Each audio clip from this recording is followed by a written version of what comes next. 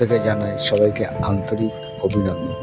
আজ একটি prewedding শ্যুটের video আপনাদের সামনে তুলে ধরলাম, যে কিভাবে আমরা শ্যুটগুলো করি ও কিভাবে আমি পরিচালনা করি, তারই কিছু অংশ আপনাদের সামনে রাখলাম।